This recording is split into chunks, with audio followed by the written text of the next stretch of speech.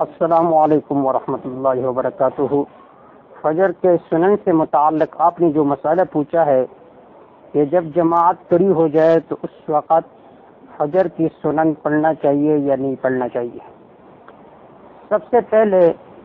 میں اس مسئلے کا جواب دینا چاہتا ہوں اور پھر اس کے بعد جو روایات ہے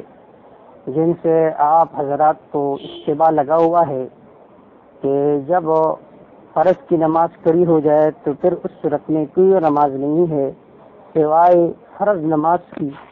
اس کا تذکرہ کروں گا اور صحابہ کرام رضوان اللہ تعالی علیہم اجمعین کے آثار کو ذکر کروں گا کہ صحابہ کرام رضوان اللہ تعالی علیہم اجمعین کا اس بارے میں کیا معمول تھا۔ تو مسئلے کا جواب یہ ہے کہ اگر تشہد میں جماعت سے شرکت کی امید ہو تو سنت پڑھ لے، مگر مسجد سے باہر پڑھ لے یا حائل سے پڑھے، مثلا ستون وغیرہ کے پیچھے، وصف سے اختلاط کر کے یا صف کے پیچھے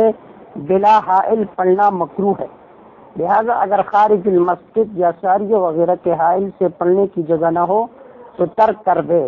ایسے ہی اگر تشہد میں شرکت کی امید نہ ہو تو ترک کر دے اور طلوع شمس کے بعد پڑھے، بعد طلوع پڑھ لینا افضل ہے، ضروری نہیں۔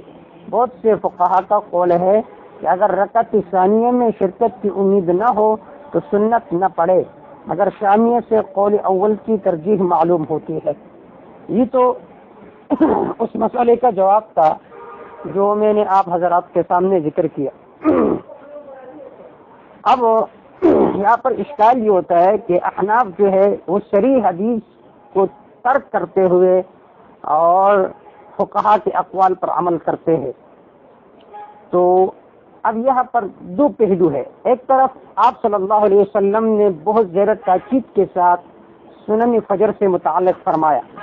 حضرت عائشہ رضی اللہ تعالیٰ عنہ کی روایت ہے جس کو مسند احمد نے اور اسی طرح ابو داود نے ذکر کیا ہے کہ آپ صلی اللہ علیہ وسلم نے فرمایا لا تدعوا رکعتي الفجر وان تركتكم الخيل، کہ تم فجر کے سنن کو نہ توڑو اگر کہ تمہیں گھوڑے رون ڈالے۔ تو اس سے تاکید معلوم ہوتی ہے فجر کی سنن کا۔ اسی طرح حضرت عائشہ رضی اللہ تعالی عنہ کی روایت ہے جس کو مسلم شریف میں امام مسلم رحم اللہ نے نقل کیا ہے، عن عائشہ رضی اللہ تعالی عنہ لم يكن على شيء من النوافل اشد معاهدة منه على ركعتين قبل الصبح۔ امام مسلم نے یہ نقل کیا ہے کہ آپ صلی اللہ علیہ وسلم میں سے سب سے زیادہ اہتمام جو فرماتے تھے وہ فجر کے سنن سے متعلق فرماتے تھے۔ جو دوسری روایت میں نے مسند احمد اور ابو داود کی ذکر کی ہے اس میں یہ ہے کہ تم ہر حالت میں سنن فجر پڑھتے رہو اگرچہ تمہیں گھوڑے رون ڈالے۔ تیسری روایت وہ یہ ہے عبداللہ بن ابی موسیٰ رضی اللہ تعالی عنہ کا ہے۔ اب یہاں پر یہ جو دو روایت ذکر ہو گئے اس سے تو معلوم ہوا کہ فجر کی سنن جو ہے یہ بہت مؤکد ہے۔ اب اس کے بعد صحابہ کرام رضوان اللہ تعالی اجمعین کے آثار وہ ذکر کروں گا، کیونکہ اگر یہ کہا جائے کہ احناف نے صریح حدیث کو ترک کرتے ہوئے فقہا کے اقوال پر عمل کیا تو یہ بات درست نہیں ہے، بلکہ صحابہ کرام رضوان اللہ تعالی علیہم اجمعین جو آپ صلی اللہ علیہ وسلم کی ہر سنت پر مر مٹنے والے تھے، اگر ان کو اس حدیث کا مطلب یہ معلوم ہو جس طرح کے بعض حضرات اس سے مراد لیتے ہیں کہ جب فرض فجر کی نماز پڑھی جائے تو کسی حالت میں پھر سنن نہیں پڑھنا ہے، تو صحابہ کرام کی اس طرح عمل کرتے۔ حال یہ کہ صحابہ کرام آپ صلی اللہ علیہ وسلم کے ہر عمل اور ہر قول پر جان دیتے تھے، تو معلوم ہوا کہ اس کا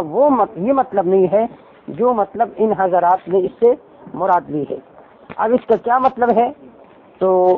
اس کے بارے میں پہلی روایت عبداللہ بن ابی موسیٰ رضی اللہ تعالیٰ کی روایت ہے، وہ فرماتے ہیں قال جاءنا ابی مسعود والامام يصلي الصبح فصلى الركعتين السارية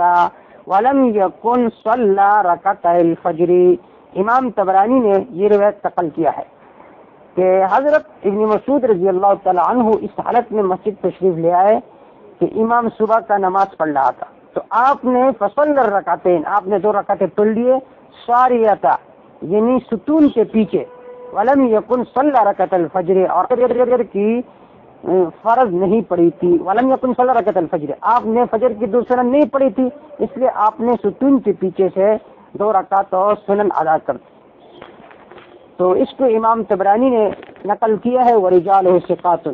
اور اس کے جتنے بھی رجال ہے، راوی ہے، وہ سارے ثقہ ہے۔ مجموع الزوائد میں علامہ حیثمی جلد 2 صفحہ نمبر 75 میں وہ فرماتے ہیں رجالہ موثوقون، اس کے جتنے رجال ہے، جتنے راوی ہے، وہ سارے کے سارے ثقہ ہے۔ یہ جو طبع ہے یہ القدس القاہرہ۔ دوسری روایت وہ یہ ہے، اس کا خلاصہ یہ ہے کہ ابن عمر رضی اللہ تعالی عنہ ایک مرتبہ نافع رحم اللہ نے ان کو جگایا فجر کی نماز کے لیے، اور فجر کی نماز پڑھی ہوئی تھی تو آپ نے 2 رکعت پڑھ لی۔ اس کو امام طحاوی رحم اللہ نے جلد 1 صفحہ نمبر 256 میں ذکر کیا ہے، ان نافع قال ایقظت ابن عمر لصلاة الفجر وقد اقیمت الصلاة فقام فصلى الركعتين۔ اس سے معلوم ہوا کہ فجر کی سنن پڑھنی چاہیے اگرچہ جماعت پوری کیوں نہ ہو، لیکن ستون کے پیچھے یا دیوار کے پیچھے پڑھنا چاہیے۔ اس صف میں کھڑا ہونا جس میں جماعت ہو رہی ہے یہ مکروہ ہے۔ اسی طرح ابو عثمان انصاری رضی اللہ تعالیٰ عنہ سے روایت ہے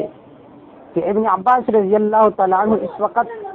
صبح کے نماز میں آئے کہ امام صبح کی نماز پڑھ رہا تھا اور آپ نے 2 رکعت نہیں پڑھی تھی، تو آپ نے 2 رکعت پڑھ لی امام کے پیچھے اور پھر امام کے ساتھ داخل ہوئے۔ اس کو بھی امام طحاوی رحم اللہ نے نقل کیا ہے۔ عن ابی عثمان الانصاری قال جاء ابن عباس رضی اللہ عنہ والامام فی صلاة الغداة ولم يكن صلى الركعتين فصلى عبد الله بن عباس ركعتين خلف الامام ثم دخل معهم الصحابی۔ اب یہاں پر ایک روایت ہے مستدرک حاکم کی، ایک روایت ہے مستدرک حاکم کی عبداللہ بن عباس رضی اللہ تعالیٰ عنہ سے کہ عبداللہ بن عباس رضی اللہ تعالیٰ عنہ فرماتے ہیں کہ میں نے ایک مرتبہ فجر کی نماز پڑھی ہوئی تھی اور میں نے 2 رکعت کا نیت کیا، وقت اقیمت الصلاۃ، نماز پڑھی ہو گئی تھی، فقمت اصلی الرکعتین، میں کھڑا ہو گیا تھا کہ 2 رکعتیں پڑھ لو، فجذبنی رسول اللہ صلی اللہ علیہ وسلم نے مجھے کھینچا، فقال اتصلی الصبح 4، فرمایا کہ آیا آپ صبح کی نماز 4 رکعت پڑھتے ہیں؟ تو اس سے معلوم ہوا کہ بھئی جب فجر کی نماز پڑھی ہو تو اس وقت صبح کی نماز سنن فجر نہیں پڑھنی چاہیے۔ تو اس کا جواب یہ ہے کہ ابن عباس رضی اللہ تعالیٰ عنہ سے صحیح پہلے روایت ذکر ہو گئی ہے کہ وہ خود ان کا عمل یہ تھا، اور آپ صلی اللہ علیہ وسلم نے جب اس کو کھینچا تو اس کا کیا مطلب ہے؟ اس کا مطلب یہ ہے ممکن ہے کہ وہ صف کے اندر گھس کر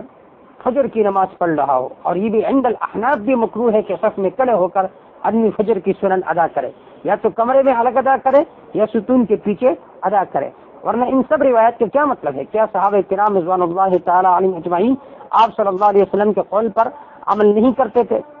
اسی طرح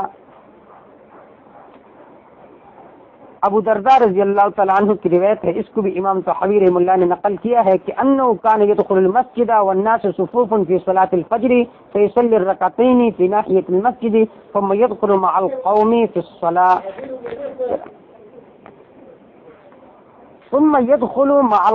الصلاة اب اس روایت کا حاصل یہ ہے کہ ابو درداء رضی اللہ تعالیٰ عنہ انہ کان یدخل المسجد، مسجد میں داخل ہوتے تھے اور فجر کی نماز کے لیے لوگوں نے صفیں باندھے ہوئے تھے، فیصلی الرکعتین فی نہایت المسجد، آپ مسجد کے کنارے میں 2 رکعت پڑھتے تھے پھر قوم کے ساتھ نماز میں داخل ہوتے تھے۔ اس سے بھی معلوم ہوا کہ صحابہ کرام کا عمل بھی یہی تھا کہ وہ فجر کی سنن پڑھتے تھے۔ اسی طرح امام طحاوی رحمہ اللہ نے یہ روایت بھی نقل کیا ہے کہ عن زید بن اسلم ولم يصلي الركعتين قبل صلاة الصبح فصلاهما في حجرة حفصة ثم انه صلى مع الامام۔ ابن عمر رضی اللہ تعالیٰ عنہ ایک مرتبہ تشریف لائے کہ آپ نے فجر کی 2 سنن نہیں پڑھی تھی، آپ نے حضرت حفصہ رضی اللہ تعالیٰ عنہ کے حجرہ میں وہ 2 سنن پڑھ لی اور پھر آپ امام کے ساتھ شریک ہو گئے۔ اسی طرح امام مسروق جو ابن مسعود رضی اللہ تعالیٰ عنہ کے شاگرد ہے، وہ فرماتے ہیں کہ ان کے بارے میں بھی علامہ طحاوی رحمہ اللہ نے یہ روایت نقل کیا ہے، کان مسروق یجیء إلى القوم وهم في الصلاة ولم يكن ركعتي الفجر فيصلي الركعتين في المسجد ثم يدخل مع القوم في صلاتهم اسناد صحیح. یعنی اس کا سند بھی صحیح ہے. تو ان ساری روایت سے معلوم ہوا کہ صحابہ کرام کا عمل کیا تھا. یہ صرف امام اعظم ابو حنیفہ رحمہ اللہ کا مسلک نہیں ہے بلکہ جمیع صحابہ کرام، اکثر صحابہ کرام کا مسلک یہی تھا کہ وہ جب فجر کی نماز پڑھی ہوتی تھی تو وہ ستون کے پیچھے یا قریب حجرہ میں فجر کی سنتیں پڑھتے تھے اور پھر جماعت میں شریک ہوتے تھے. البتہ یہ بات ہے کہ اس صف میں گھس کر سنن پڑھنا بلا علم کے یہ مکروہ ہے. جن روایت میں یہ آیا ہے کہ اس وقت نہیں پڑھنا چاہیے، معنی یہ ہے کہ ان صفوں میں گھس کر نہیں پڑھنا چاہیے، الگ تھلگ ہو کر پڑھنا چاہیے. واللہ اعلم بالصواب.